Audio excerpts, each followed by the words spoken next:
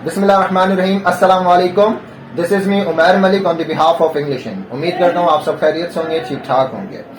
English in ने 5 साल पहले जो पौधा लगाया था 2018 में, आज अल्हम्दुलिल्लाह वो एक तनावर दरख्त की शक्ल इख्तियार कर चुका है और मुख्तलिफ फील्ड में, चाहे वो कंप्यूटर हो, कोचिंग क्लासेस हो, इंग्लिश लैंग्वेज हो, अपने हैदराबाद के लोगों को वो मीठे फल प्रोवाइड कर रहा है। इंग्लिश इन एक बहुत बड़ा इनिशिएटिव लेने जा रहा है जो कि तमाम तर स्टूडेंट्स के लिए, बिलखुसूस 9 मैट्रिक और फर्स्ट ईयर इंटर। वो इनिशिएटिव ये है कि हम लेकर आ रहे हैं वीडियोस लेक्चर, और वो भी बिल्कुल फ्री ऑफ कॉस्ट। मतलब स्पेशली ये वीडियोस जो हैं वो होंगी जो लोग एंट्री टेस्ट की तैयारी करना चाहते हैं उनके लिए। हम देखते हैं कि एंट्री टेस्ट के नाम पर कोई 50,000, 60,000, 70,000 इतना अमाउंट जो है अकेडमी जो है वो गेट करती हैं, पे करती हैं, लेकिन हम ये तमाम तर चीजें प्रोवाइड करेंगे बिल्कुल फ्री ऑफ कॉस्ट। हम आपसे ₹1 चार्ज नहीं करेंगे। सिर्फ आप यूट्यूब पर जाएं, इंग्लिश इन का पेज सर्च करें और वो आप तमाम तर लेक्चर्स देख सकते हैं वहां पर इंग्लिश इन की ऑफिशियल वेबसाइट पर। तो आज हम बात करेंगे इसी के ऊपर और क्या क्या चीजें हम लेकर आ रहे हैं। मेरे साथ मौजूद हैं इंग्लिश इन कोचिंग के तमाम होनहार टीचर्स। सबसे पहले मैं इंट्रोड्यूस करवाऊंगा biology teacher sir Mohammad Imran Khan. अस्सलाम वालेकुम sir. Sir Shams Gul chemistry teacher and sir Abdullah and he is also the chemistry teacher. अस्सलाम वालेकुम सर। उम्मीद करता हूँ आप तीनों खैरियत से होंगे, ठीक ठाक होंगे। चलेंगे सर, मेरा पहला सवाल सर अब्दुल्ला आपसे है, वो ये कि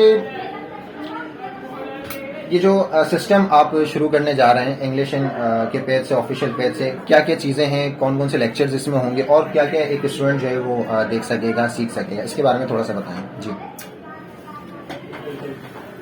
सर, जैसा कि आपने बताया कि हमने एक सक्सेसफुल कोचिंग सिस्टम स्टार्ट किया था इंग्लिश इन सेंटर में। उसके बाद जो है हमने डिफरेंट स्टूडेंट्स से हमारी मुलाकातें हुई, तो हमने ये चीज़ जाना कि एंट्री टेस्ट भी हमें स्टार्ट करना चाहिए, क्योंकि बहुत सारे ऐसे स्टूडेंट्स हैं, क्योंकि एंट्री टेस्ट का जो गेम है ना वो बहुत बड़ा है।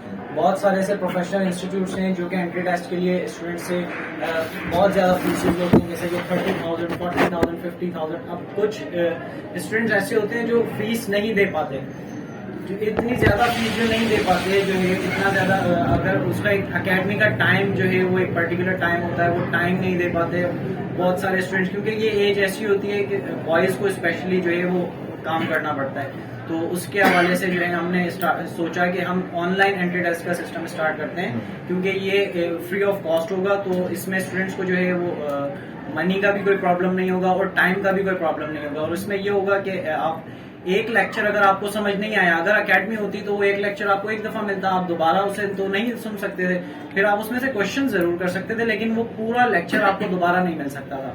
इसीलिए हमने ऑनलाइन सिस्टम स्टार्ट किया कि वो आप पूरा लेक्चर जो है 2 दफा 3 दफा, जब तक आपको एक चीज क्लियर नहीं होती, जब तक आप वो चीज देख सकते हैं। तो इसलिए हमने ऑनलाइन जो है एंट्री टेस्ट का सिस्टम। ओके सर, बेहतरीन। Now my next question is to you sir Shams. Sir, चूंकि अब हमारे पास इतना कंपटीशन हो गया है प्री एंट्री टेस्ट में, चाहे वो इंजीनियरिंग हो, चाहे वो मेडिकल हो, MBBS, BDS या इंजीनियरिंग। अब एंट्री टेस्ट में हमारे पास इतना वक्त नहीं होता है। हमारे पास हार्डली एक MCQ इसको सॉल्व करने के लिए 1 मिनट या 1.5 मिनट।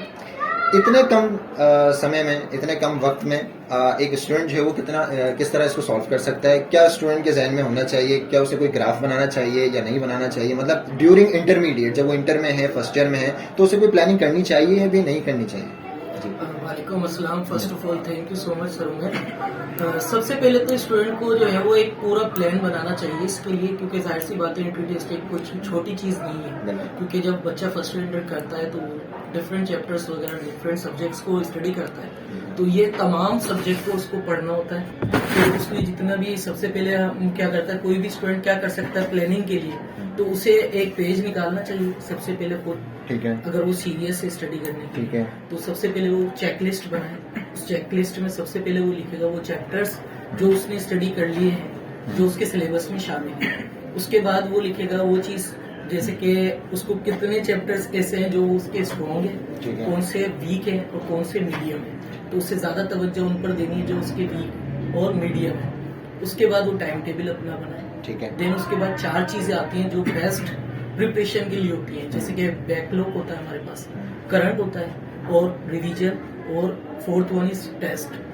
बैकलॉग में ये होता है कि आप एक चैप्टर पढ़ा था आपने 6 महीने पहले, वो आपका चैप्टर क्या हो जाता है, बैकलॉग में चला जाता है। उसके कॉन्सेप्ट को आपको कंप्लीटली अगर दोबारा आपको पढ़ना है वो चैप्टर तो उसकी कंप्लीट वीडियोस आपको देखनी होगी, उनको अच्छे से स्टडी करना होगा। करंट में ये होता है कि आप डेली बेसिस पे जो पढ़ रहे हैं, ठीक है, आप बुक को पढ़ रहे हैं और करंट का आपको रिवीजन भी, यानी कि करंट जो चैप्टर्स आपने पढ़े हुए हैं उनको पढ़ना भी है, उनके की पॉइंट्स भी बनाने हैं, उनका रिवीजन भी करना है। और सॉरी आपकी बात करें, नॉर्मली ये होता है कि हमारे कॉलेजेस में कोर्स जो हमारे पास गिवन है वही कंप्लीट नहीं होता, तो रिवीजन की बात तो बहुत हम बाद में करेंगे। मतलब जो लेक्चर जो सिलेबस हमें गिवन है टीचर्स वही कंप्लीट नहीं करवाते हैं, ठीक है ना, मोस्टली कॉलेजेस में होता है, हम सबकी बात नहीं कर रहे। तो जब तक वो कंप्लीट नहीं होगा तभी रिवीजन होगा ना, उससे पहले हम रिवीजन कर ही नहीं सकते हैं। तो मोस्टली कॉलेजेस में सिलेबस ही कंप्लीट नहीं होता है तो वो रिवाइज कहाँ से करेंगे। तो ये भी एक बड़ा पॉजिटिव पॉइंट है कि आप लेक्चर यहाँ से देखकर जो है वो याद कर सकते हैं। वैलिड क्वेश्चन, आपने बहुत सही जबरदस्त क्वेश्चन किया है। ऐसा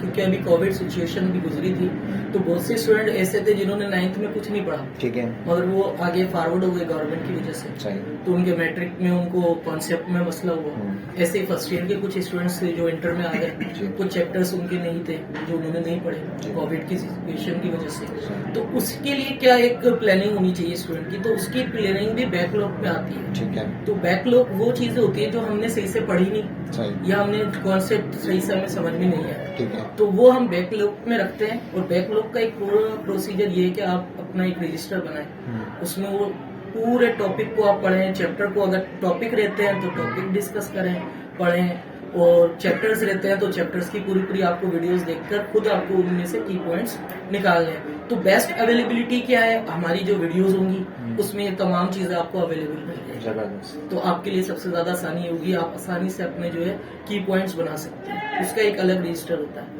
करंट के लिए आप एक अलग रजिस्टर बनाते हैं। करंट में आपके पास वो चैप्टर्स जो अभी आप पढ़ रहे हैं रिसेंटली वो आते हैं, उनका आपको साथ के साथ टेस्ट करना होता है, यानी कि टेस्ट प्रैक्टिस। एक चैप्टर आपने पढ़ा तो उसके आपने एमसीक्यू सॉल्व कर लिए, फिर नेक्स्ट चैप्टर आपने पढ़ा उसके, ये होता है करंट। इसमें रिवीजन क्या होती है, ये करंट चैप्टर आपने पूरे वीक में कितने चैप्टर पढ़े, ठीक है, फिर उसका आपको कंप्लीट टेस्ट बनाना होता है। उस टेस्ट को भी हम आपको प्रोवाइड करेंगे कि भाई इस चैप्टर का क्या आपके पास क्वेश्चंस आ सकते हैं, वो हमारे लेक्चर्स में आपको मिलेंगे।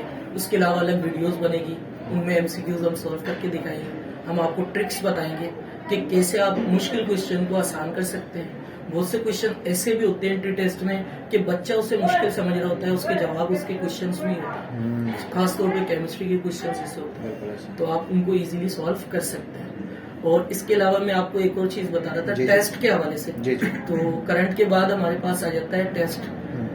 टेस्ट में हमारे पास क्या है, रिवीजन और टेस्ट के हवाले से। रिवीजन हम बैकलॉग का भी करते हैं और रिवीजन हम करंट का भी करते हैं, ठीक है। तो बैकलॉग का रिवीजन भले ही आपके पास टाइम नहीं भी हो तब भी आपको करना है, क्योंकि उसके कॉन्सेप्ट आपके वीक है, क्योंकि आपने काफी पहले पढ़ा है। बिल्कुल, वो पुराना है। जैसे फर्स्ट ईयर आपने पढ़ा था, फर्स्ट ईयर यानी कि 1 साल पहले आपने वो टॉपिक्स पढ़े, ठीक है। अगर आप एंट्री टेस्ट करने जाते हैं तो आप सीरियस होते हैं स्टडी में, तो वो चैप्टर आपको पढ़ने हैं, उनके कॉन्सेप्ट आपको क्लियर करने हैं, तो उनकी प्रैक्टिस करनी है। उसके लिए आपको जो है उसका टेस्ट भी देना है, यानी कि उसकी प्रिपरेशन करनी है, क्वेश्चन वगैरह सॉल्व करने हैं। अब आते हैं हम, एक होता है हमारे टेस्ट सीरीज। टेस्ट सीरीज में बैकलॉग के वो चैप्टर्स जो आप 2 या 3 करके पढ़ रहे हैं वीकली, क्योंकि वीक में आपको कम से कम टाइम हमारे पास कम होता है एंट्री टेस्ट में, तो स्ट्रॉन्ग स्टडी का यही तरीकेकार है, कम से कम आप जो है वो करंट का 1 चैप्टर या 2 चैप्टर आप पढ़ें और बैकलॉग के भी 1 या 2 चैप्टर आप पढ़ें, और उसकी आप जो है वीकली टेस्ट भी करें। डेली बेसिस पे तो करंट के भी आपको टेस्ट करने हैं, मगर वीकली के भी। अच्छा, अब इसके अलावा आखिरी चीज क्या आती है, वो मिस्टेक्स जो स्टूडेंट करता है इन टेस्ट के दौरान, तो उसका क्या करें। उसका करने का सिंपल मेथड ये है कि आप अपनी मिस्टेक्स जो आपके टेस्ट में आ रही है आप उसको ऑब्जर्व करें, लिखें, अपना एक रजिस्टर बनाएं जिसमें सिर्फ आपको अपनी मिस्टेक्स जिन जिन टॉपिक्स में आ रही है उनके नाम के साथ वो एमसीक्यूज लिखकर रखनी है। वो आप हमसे भी क्वेश्चन कर सकते हैं वीडियो के कमेंट्स वगैरह में, और वो आप खुद भी सॉल्व कर सकते हैं बाद में वही टॉपिक्स को दोबारा स्टडी करके। तो सर ये पूरा एक प्लान है जिसके जरिए एक अच्छे तरीके से आप प्रिपरेशन कर सकते हैं एमडीकेट और ईकेट। Zabardast sir, very well explained. It's really honor for us that you are the teacher of English and coaching center. अच्छा जी, मेरा दूसरा सवाल, अगला सवाल जो है वो मेरा सर इमरान खान से। सर हम अगर बात करें एंट्री टेस्ट की तो हमारे पास 2 तरह के कैटेगरी हमारे पास बन गई, ई कैट और एम डी कैट, ठीक है। अब अगर हम दोनों में देखें तो कंपटीशन तो दोनों में है, लेकिन सबसे ज़्यादा अगर देखें हम कंपटीशन है वो एमडी कैट में। यानी हम अगर इंजीनियरिंग साइड पे जाएं तो हार्डली हमें 82, 83, 85% पे हमें सीट मिल जाती है। लेकिन हम बात करें एमबीबीएस, बीडीएस की, तो हमें एटलीस्ट 92, 93%, इससे कम तो कोई बात ही नहीं है। तो इतने ज़्यादा कंपटीशन में, ठीक है, किस तरह बच्चा अपने आप को प्रिपेयर करे एमडी कैट के लिए, इसके बारे में थोड़ा सा बताएं जी। देखिए, अगर बात करें एमडी कैट की और किसी ऐसे स्टूडेंट की जो कि ख्वाहिश रखता है मेडिकल फील्ड में आने की, डॉक्टर बनने की, डेंटिस्ट या किसी भी और मेडिकल रिलेटेड फील्ड में जाने की, तो बात यहाँ पर नहीं आती कि वो फर्स्ट ईयर इंटर करने के बाद उस चीज़ को फील्ड को चूज़ करने का सोच रहा है कि अब उसे डॉक्टर बनना चाहिए या फिर डेंटिस्ट। ये तैयारी शुरू होती है उसकी 9 मैट्रिक से ही। ओके। मामला ये है कि जो क्राइटेरिया है टेस्ट का, एलिजिबिलिटी जो चीज़ है आपकी, वहाँ पर 10% आपका मैट्रिक का भी काउंट होता है टोटल परसेंटेज। तो अगर मैट्रिक में आपके ग्रेड अच्छे हैं, मिनिमम आपका A1 ग्रेड है, तो उससे परसेंटेज आपकी अच्छी बन जाती है। उसके बाद फिर बारी आती है फर्स्ट ईयर इंटर की, जहाँ पर उसकी वो भी 40% इंक्लूडेड है टेस्ट क्राइटेरिया। उसके बाद आती है बारी इसकी 50% जो परसेंटेज है वो किसका है, वो टेस्ट की बेस के ऊपर है। तो इन तमाम चीज़ों से अगर इस तमाम जगह स्कोर अच्छा रहता है, परसेंटेज अच्छी बनती है, तब जाकर जो परसेंटेज है किसी भी प्री मेडिकल स्टूडेंट की वो 82 अबव होती है, जिसके बाद उसका किसी मेडिकल यूनिवर्सिटी में एडमिशन होने के चांसेस हो जाते हैं। एक तो बात यह है कि पहले ही जो मेडिकल यूनिवर्सिटीज़ हैं वो कम है, ठीक है, और वहाँ पर जो सीट्स हैं खासतौर पर अर्बन एरिया से वो काफ़ी कम होती है, तो कंपटीशन काफ़ी टफ रहता है यहाँ पर।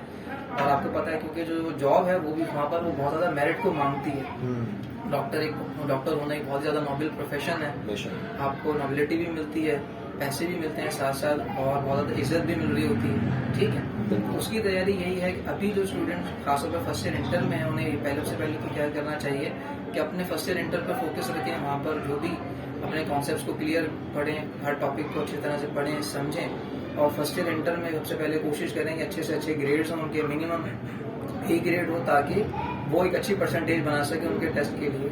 बाद में जब बारी आ रही है एंट्री टेस्ट की, तो उसके लिए भी देखिए एंट्री टेस्ट में चूंकि टाइम इतना नहीं होता कि आप पूरे फर्स्ट ईयर इंटर को पढ़ें, वहाँ पर सिर्फ बात होती है रिवीजन की। अगर आपके पहले से कॉन्सेप्ट अच्छे हैं तो वहाँ पर आप रिवाइज, ताकि क्योंकि जो टाइम ड्यूरेशन है उसमें चीज़ों को रिवाइज किया जा सकता है। और साथ साथ जो प्रैक्टिस है MCQs की बेसिस के ऊपर टेस्ट के अकॉर्डिंग, कि टेस्ट में उसको चीज़ को आपने किस तरह से अवेल करना है, उन कॉन्सेप्ट्स को अपने यूज़ करना है, यूटिलाइज करना है, MCQs को सॉल्व करने की जो ट्रिक्स हैं। अब इसके लिए हमारा इंस्टीट्यूट जो है वो काम ये कर रहा है। देखिए, आमतौर पर जैसे कोविड की वजह से बात रही कि बहुत सारे जो गैप आया, बच्चे प्रोमोट होकर नेक्स्ट क्लासेस में मूव कर गए। अब देखें, अगर कोई बच्चा स्टूडेंट अभी इंटर में है और उसने फर्स्ट ईयर में सही तरह से नहीं पढ़ी, तो अब वो किसी फर्स्ट ईयर में जाकर फर्स्ट ईयर की क्लास में जाकर तो नहीं बैठ सकता, क्योंकि वो इंटर का स्टूडेंट है। अब वो जो फर्स्ट ईयर के टॉपिक, जो फर्स्ट ईयर के लेक्चर्स उसके रह गए हैं, वो हमारे यूट्यूब के चैनल से देख सकता है, पढ़ सकता है। इसी तरह से जो मैट्रिक के स्टूडेंट्स हैं वो 9th के कॉन्सेप्ट को आराम से पढ़ सकते हैं, बार बार उन वीडियोस लेक्चर्स को सुनकर अपने जो कॉन्सेप्ट्स हैं उन्हें क्लियर कर सकते हैं। तो ये बहुत बड़ा फायदा रहता है ऑनलाइन टीचिंग का, जहाँ पर जो लेक्चर्स हैं उन्हें बार बार रिवाइज किया जा सकता है, देखा जा सकता है।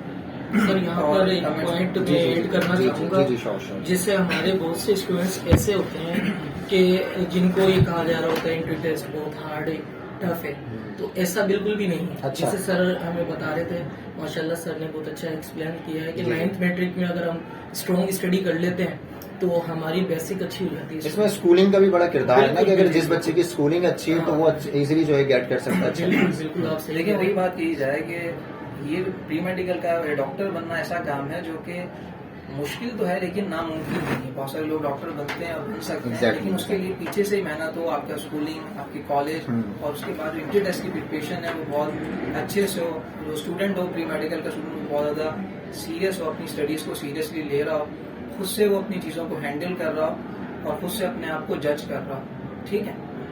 तो यहाँ पर सेल्फ इंटरेस्ट बहुत ज़्यादा ज़रूरी होता है एक स्टूडेंट के लिए, अगर वो चाहता है कि किसी भी मेडिकल यूनिवर्सिटी में एडमिशन लेना। बिल्कुल जी सर, आप कुछ ऐड करना चाह रहे हैं? मैं ये ऐड करना चाह रहा था, बिल्कुल सर ने सही कहा है कि इंटरेस्ट पे बहुत चीजें डिपेंड करती है, और जब तक आपका इंटरेस्ट डेवलप नहीं होगा तो आप वो सब्जेक्ट अच्छे से पढ़ ही नहीं सकते। तो आप एंट्री टेस्ट में आपको तमाम सब्जेक्ट को इंटरेस्ट के साथ पढ़ना होता है, तो उसके लिए आपकी जो प्लानिंग, जैसे कि मैं अभी बीच में डिस्कस कर रहा था, जैसे MCQs के हवाले से सर ने कहा, बहुत से टफ क्वेश्चंस होते हैं। ऐसा भी होता है कि हम लेक्चर्स जो हम देंगे उसमें भी बच्चे के जहन में कुछ क्वेश्चंस आएंगे, तो वो क्वेश्चन वो कमेंट बॉक्स में हमसे कर सकता है, उसका हम आंसर फर्दर दे देंगे। मगर ऐसा है कि बच्चा जब तक खुद प्रैक्टिस ही नहीं करेगा, यानी कि खुद टाइम टेबल अपना डिजाइन ही नहीं करेगा, फिर वो चाहता है कि मेरा MD गेट में एडमिशन हो जाए या E-गेट में, तो ऐसा पॉसिबल नहीं है। मगर है ये चीज़ बहुत आसान, वो कब आसान हो जाती है जब हम हार्ड वर्क करते हैं, हम मेहनत करते हैं, तो चीज़ें जब भी आसान होती है। ये भी हजरत अली का कौल है कि आप जिस चीज़ को टाइम देते हैं उसी से आप हासिल करते हैं। तो अगर आप MD गेट करना चाहते हैं तो आपको टाइम देना पड़ेगा, प्रॉपर वे में देना पड़ेगा और प्रोडक्टिव स्टडी करनी पड़ेगी। Thank you sir. Okay sir, आप कुछ ऐड करना चाहते अगर मैं हैं? इसमें ऐड करना चाहूंगा कि एंटी टेस्ट जो गेम है ना वो है सक्सेस टेस्ट का। Okay. इसमें नंबर 1 पे आती है इन्फॉर्मेशन, कि हर स्टूडेंट को इन्फॉर्मेशन होनी चाहिए कि एंटी टेस्ट ये क्या होगा, कैसे, उसके लिए हमें प्रिपेयर कैसे होना है। Prepare. उसके बाद सेकंड स्टेप होता है नॉलेज। आपको जो आपके प्रॉपर सब्जेक्ट्स हैं, मेजर सब्जेक्ट्स हैं, माइनर सब्जेक्ट्स हैं, उनकी आपको प्रॉपर नॉलेज होनी चाहिए। 9th matric, first year, inter, सारी बुक्स की आपको प्रॉपर नॉलेज होनी चाहिए, बेसिक। उसके बाद थर्ड पे आता है कॉन्सेप्ट। आपके कॉन्सेप्ट सारे क्लियर होने चाहिए, और अगर कोई टॉपिक है उसका बेसिक कॉन्सेप्ट आपको क्लियर होना चाहिए, उसका मेजर कॉन्सेप्ट आपको क्लियर होना चाहिए।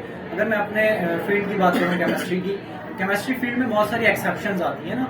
हम एक पीरियोडिसिटी में, एक रेगुलरिटी में चल रहे हैं, उसके बाद कुछ ना कुछ ऐसा डिफरेंस आ जाता है जिसे हम नाम देखते हैं एक्सेप्शन। वो एक्सेप्शन क्यों आ रहा है, कैसे आ रहा है, वो कॉन्सेप्ट स्टूडेंट्स को लाजमी क्लियर होना चाहिए, और हम अपनी वीडियोस में जो है ये कॉन्सेप्ट क्लियर करेंगे।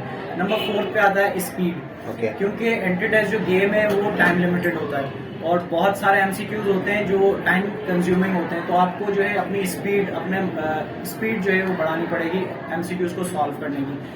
5th पे IQ।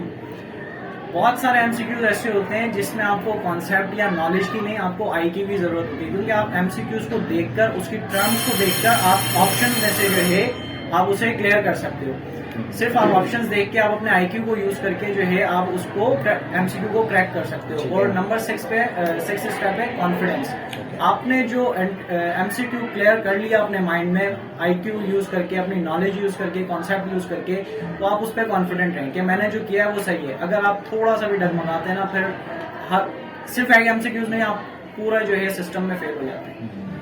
बिल्कुल एक चीज और ऐड करना चाहूँगा यहाँ पे, जैसे सर ने कॉन्फिडेंस के हवाले से कहा, खासतौर पे केमिस्ट्री के लिए, तो बीइंग ए प्रोफेशनलिस्ट हम यही कहते हैं कि जब तक आपको आपकी नॉलेज पे कॉन्फिडेंस नहीं है तो आप कोई भी चीज़ सही तरीके से कर ही नहीं सकते। बिल्कुल ऐसा। तो ऐसे ही MCQ के लिए, क्योंकि उस वक्त स्टूडेंट जो होता है वो थोड़ा सा कंफ्यूज हो रहा होता है क्वेश्चंस को देख के, क्योंकि ऐसे ऑप्शंस होते हैं हमारे पास MCQs में, तो ये कैसे कॉन्फिडेंस डेवलप होगा, क्योंकि बच्चे के पास इसका जवाब ही नहीं है कि कॉन्फिडेंस डेवलप कैसे होता है। तो सिंपल ये है कि आपकी नॉलेज, आप जब बार बार एक सब चैप्टर को 3 से 4 मरतबा पढ़ते हैं, एक टॉपिक को 5 से 6 मरतबा पढ़ लेते हैं, तो आप खुद उसके MCQs बनाने के काबिल हो जाते हैं। यहाँ पे बात कर रहा हूँ, आप देखें ना, एक चैप्टर का 4 से 5 मरतबा पढ़ेगा। अच्छा, इस चीज को रिवीजन में भी एक चैप्टर को 4 से 5 मरतबा एक स्टूडेंट कैसे पढ़े। ये मैं वो सवाल कर रहा हूँ जो हमारे देखने वाले हैं, उन सबके जहन में सवाल आएगा ना कि भाई आपने तो कह दिया कि 4 से 5 मरतबा एक चैप्टर को पढ़ना, इसको भी डिफाइन करें किस तरह पढ़ें, किस तरह पढ़े। बिल्कुल ऐसे ही जैसे मैंने करंट का और रिवीजन का आपसे जिक्र किया था शुरू में,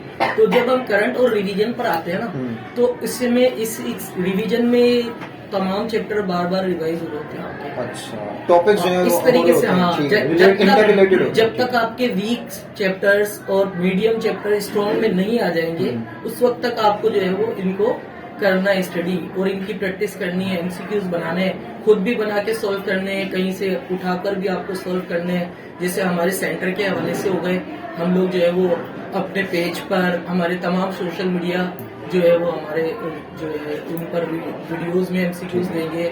उसके अलावा हमारा पेज है फेसबुक का, इंस्टाग्राम पर, उस पर हम MCQs वगैरह अपलोड करेंगे, तो आप वहाँ से उठा सकते हैं। सर, एक आप तीनों में से जो भी देना चाहे इस सवाल का जवाब, एक बड़ा कॉमन क्वेश्चन है कि एंटी टेस्ट के लिए जब हम प्रिपरेशन करते हैं तो टीचर्स कहते हैं, ज़्यादातर मोस्टली टीचर्स ये कहते हैं भाई आपने 15 घंटे पढ़ना है, आपने 16 घंटे पढ़ना है। तो मतलब 24 घंटे में से अगर 16 घंटे पढ़ेगा, बाकी 8 घंटे उसमें उसने खाना भी खाना है, उसमें उसने नमाज भी पढ़नी, सारे काम करने हैं उसके अंदर। तो ये थोड़ा बता दें कि एंटी टेस्ट में कितना पढ़ना होता है, आवर्स में बता दें आप कितने घंटे जो है एक स्टूडेंट को पढ़ना चाहिए, कोई भी अगर आप। सर, इसमें जो है इसका सिंपली जवाब ये है कि ये बच्चे की स्ट्रेंथ पे डिपेंड करता है। ठीक है। कुछ बच्चे होते हैं उनको बुक से ज्यादा लगाव होता है, तो वो ज्यादा टाइम भी दे सकते हैं। लेकिन ऐसे बच्चे अब हमें देखने को मिलते नहीं है। बिल्कुल, ऐसे बिल्कुल। हमें आपको मिलेंगे कि जिनको इंस्टाग्राम से लगा हुआ है, जिनको व्हाट्सएप से लगा हुआ है, जिनको यूट्यूब से लगा हुआ सर है। असल जी, में मैं पूरा आप जवाब लेना पहले, जी। तो मैं ये कहना चाह रहा था कि कुछ लोग ज्यादा पढ़ते हैं मगर प्रोडक्टिव नहीं होता, ठीक है। उनके आंसर सही नहीं होते हैं, वो ऐसे। सॉल्व करते हैं। बिल्कुल। मगर कुछ लोग होते हैं वो शॉर्ट पढ़ते हैं, टाइम कम देते हैं स्टडी को, मगर वो अच्छे तरीके से परफॉर्म कर रहे होते हैं। तो वजह क्या आती है, यही आती है कि आपका कॉन्फिडेंस कितना स्टडी की वजह से डेवलप हो रहा है, आप कितनी चीजें क्लियर कर पा रहे हैं। जो चीजें आप क्लियर नहीं कर पाते, आपको उनको लिख कर रखना है, उनको फिर फर्दर स्टडी करना है टीचर से, जैसे हमसे आप क्वेश्चन कर सकते हैं, अदरवाइज आप खुद भी सोल्व करें। वीडियोस जब आप देखेंगे तो आप खुद देखेंगे आपके अंदर कितना इम्प्रूवमेंट आता है, डे बाय डे इम्प्रूवमेंट आता है। एक दिन से आप स्टडी करने से कभी भी इम्प्रूवमेंट आपके अंदर नहीं आता। और सर अगर किसी को सवाल पूछना हो तो वो आपसे किस तरह पूछ वो सकते हैं? कमेंट बॉक्स में भी हमसे मैसेज पे भी रब्ता कर सकता है, हमने नंबर दिए हैं, वो नंबर पर भी हमें मैसेज कर सकते हैं MCQs के हवाले तो आप से। direct जैसे ही हमारे पास टाइम और इसके कोई चार्जेस नहीं है? हाँ, इसके इसमें कोई without charges, ये free of charges। cost जी, है। जी, ठीक है। जैसे हमारे पास टाइम होगा, सर अब्दुल्ला है केमिस्ट्री के हवाले से, मैं हूँ ठीक है केमिस्ट्री के हवाले से, सर वसीम है हमारे फिजिक्स के हवाले से, वो बायो के हवाले से जो है वो बायो को डिस्कस करेंगे। और देखिए इसमें एक बात ये भी होती है कि बाज़ औक़ात अगर आप एक स्टूडेंट है वो अपनी स्टडी और को इस तरह से मैनेज कर सकता है, वो अपनी स्टडी स्किल्स को प्रोडक्टिव इस तरह से भी बना सकता है कि वो अपने सब्जेक्ट्स को चेंज करता है। देखिए ब्रेन एक ऐसा टिश्यू है जो कि 24/7 वर्क करता है, वो कभी थकता नहीं है ना ही रुकता है। जो चीज़ उसको थकाती है सिंपली वो क्या होता है, एक ही चीज़ पर, एक ही टॉपिक पर, एक ही सब्जेक्ट पर आपका बाउंड होके रहना। तो अगर आप टॉपिक चेंज कर रहे हैं, सब्जेक्ट चेंज कर रहे हैं, तो क्या होता है उससे आपकी प्रोडक्टिविटी बढ़ती है। टाइम टू टाइम आप सब्जेक्ट चेंज करते हैं ताकि ब्रेन जो है आपका वो बोर ना हो, और इस तरह से इस टेक्निक को यूज़ करते हुए आप ज़्यादा देर तक पढ़ सकते हैं और अपने जो भी स्टडी आवर्स हैं उन्हें बढ़ा भी सकते हैं। एक और चीज मैं यहाँ ऐड करना चाहूंगा एड में कि बिल्कुल सही, सर ने सही कहा है कि आप सब्जेक्ट भी चेंज करें मगर टाइम रिलैक्स भी आप दें अपने ब्रेन को। तो आप जो है वो थोड़ा गैप रखें, जैसे कि आपने एक सब्जेक्ट पढ़ा तो 20 से 25 मिनट का आप गैप दें, फिर उसके बाद दूसरे सब्जेक्ट की तरफ आप जाएं। तो इससे क्या होता है, प्रोडक्टिव पढ़ते हैं, आपकी स्टडी क्या हो जाती है, प्रोडक्टिव हो जाती है। तो आप इजीली जो है मुश्किल से मुश्किल MCQ सॉल्व कर सकते हैं और आपका कॉन्फिडेंस आप देखेंगे डे बाय डे खुद ही इम्प्रूव होगा। एग्जैक्टली, बेहतर। जी कुछ और कहना और चाहते सिंपली देखिए यहाँ पर हम आपके साथ वही MCQ सॉल्व करने की ट्रिक को अप्लाई करेंगे, आपको समझाएंगे कि किस तरह से आप सिंपली MCQs हैं उन्हें सॉल्व कर सकते हैं। जी। देखिए होता सिंपली क्या है कि बहुत सारे टॉपिक्स ऐसे होते हैं जो कि चैप्टर्स के अंदर होते हैं, लेकिन रिवीजन करते हुए हमें सिर्फ उन्हीं टॉपिक्स को चूज करना होता है जो कि इम्पोर्टेंट है। और टॉपिक की इम्पोर्टेंसी का हमें किस तरह से पता चलता है, पास पेपर्स को देखते हुए कि कौन से टॉपिक्स से बहुत ज़्यादा MCQs बार बार रिपीट हो रहे हैं, तो रिवीजन करते हुए सिर्फ उन्हीं टॉपिक्स पर ज़्यादा नज़र रखी जाए, उन्हें ज़्यादा बार बार पढ़ा जाए। और जब आप MCQs और पास पेपर्स को फॉलो कर रहे होते हैं तो आपको पता चल रहा होता है कि वो MCQ इस कॉन्सेप्ट को किस तरह से एग्जामिनर यूज़ कर सकता है, MCQs के तौर पर ला सकता है। वो भी हम आपसे की शेयर करेंगे कि किस तरह से MCQs सॉल्व करने की ट्रिक्स होती हैं, MCQs किस तरह से आते हैं किसी टॉपिक में यहाँ पर। ठीक है। Thank you. Okay. So as you heard about entry test, and one more thing over here, the discussion you have heard by the top faculty members of Hyderabad जो मेरे पास बैठे हैं, ये तीनों जो हैं chemistry sir Abdullah, sir Shams and sir Imran Khan, ये top faculty members हैं हैदराबाद के, और ये आपको लेक्चर देंगे। आप वीडियोस देख सकते हैं फ्री ऑफ कॉस्ट, इसके कोई चार्जेस नहीं। अगेन मैं बता रहा हूँ, और आपको कोई सवाल है तो आप डिस्क्रिप्शन में या इनबॉक्स में या मैसेज करके जो है आप पूछ सकते हैं और आपको आंसर भी किया जाएगा इंशाल्लाह। So it is all about कि how much sincere you are with your studies, और ये तमाम तर चीज़ें इंशाल्लाह आप देख सकेंगे, सुन सकेंगे हमारे यूट्यूब पेज पर और फेसबुक पेज पर भी। मिलते हैं इंशाल्लाह with another episode. Till that take care of your self. Allah हाफिज़।